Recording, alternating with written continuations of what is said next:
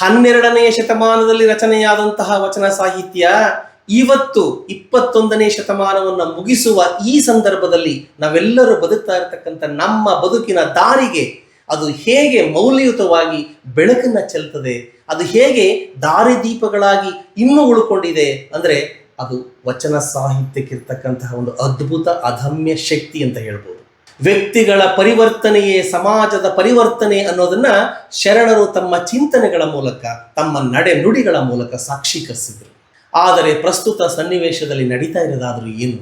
ಬಸವಾದಿ ಪ್ರಮಥರು ಹಾಕಿಕೊಟ್ಟಂತಹ ಮೌಲ್ಯಗಳನ್ನ ಅಥವಾ ಅವರು ಹೇಳಿದ ದಯವೇ ಧರ್ಮದ ಮೂಲ, ಆ ದಯೆ ಮತ್ತು ಆ ಧರ್ಮ ಎನ್ನುವ ಶಬ್ದಗಳ ಅರ್ಥವನ್ನ ಪ್ರಸ್ತುತ ಸಮಾಜದಲ್ಲಿರ್ತಕ್ಕಂಥ ಜನಗಳು ಹೇಗೆ ಪರಿಭಾವಿಸಿದ್ದಾರೆ? ನಂಬಿಕೆ ಅನ್ನೋದು ಅದ್ಭುತವಾದದ್ದು. ಇದೊಂದಿದ್ರೆ ಸಾಕು, ಇಡೀ ಪ್ರಪಂಚವನ್ನೇ ಗೆಲ್ಬೋದು. ಅಷ್ಟೇ ಯಾಕೆ ವಚನಕಾರರು ಹೇಳ್ತಾರೆ, ನಂಬಿ ಕರೆದಡೆ ಹೋ ಎನ್ನನೇ ಶಿವನು.